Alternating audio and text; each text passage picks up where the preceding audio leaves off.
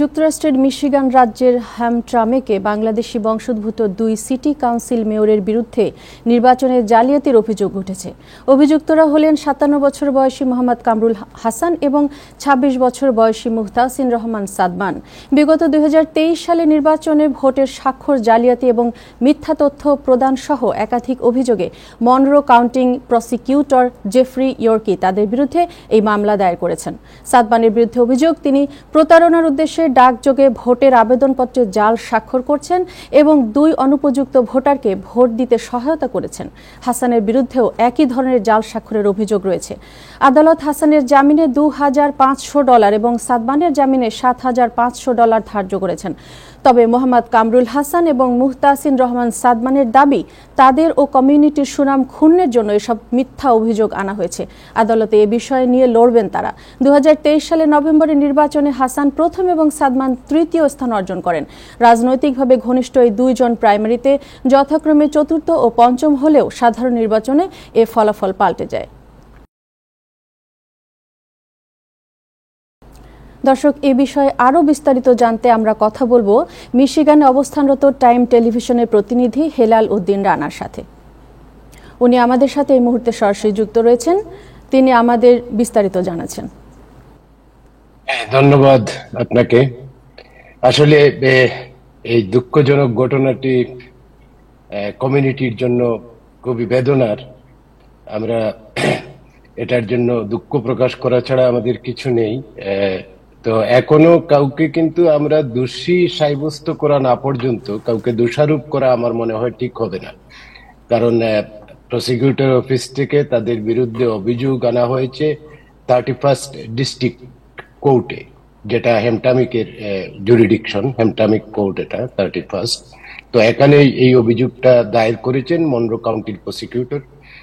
তো এখন এটা আমলে নিলে এটার বিচার হবে, সাক্ষ্য প্রমাণ হবে, তারপর কিন্তু যেটা মানে জাজমেন্টটা আসবে, তখন আমরা জানতে পারবো যে এই কথিত 2 জন কাউন্সিলম্যান কতটা দোষী বা তারা কি ঠিকই স্বাক্ষর জাল করেছেন বা মিথ্যা বিবৃতি দিয়েছেন। এগুলো তো সাক্ষ্য প্রমাণের বিষয়। তো আমার মনে হয় যে এটার বিচারের আগে আমরা তাদেরকে কোনোভাবেই দোষী বলবো না। হ্যাঁ, তাদের বিরুদ্ধে অভিযোগ এসেছে এবং এটা আনফরচুনেট এবং আমাদের কমিউনিটির জন্য বেদনাদায়ক।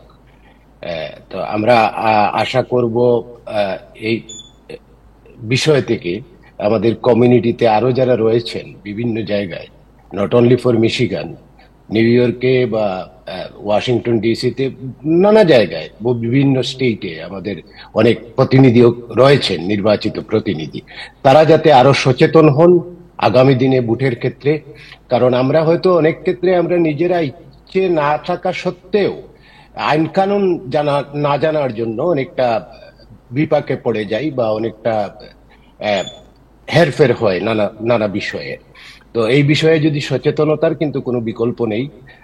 আমি আশা করব আমাদের কমিউনিটির যারা অ্যাক্টিভিস্ট রয়েছেন বিভিন্ন ক্ষেত্রে, বিশেষ করে পাবলিক ফিগার যারা বিভিন্ন সিটিতে, কাউন্ট্রিতে, নানা জায়গায় রয়েছেন, তারা যাতে যদি ভোটে আসেন আগামী দিনে, তারা যাতে এই বিষয় থেকে একটা শিক্ষা নেন এবং অবশ্যই সচেতন থাকেন।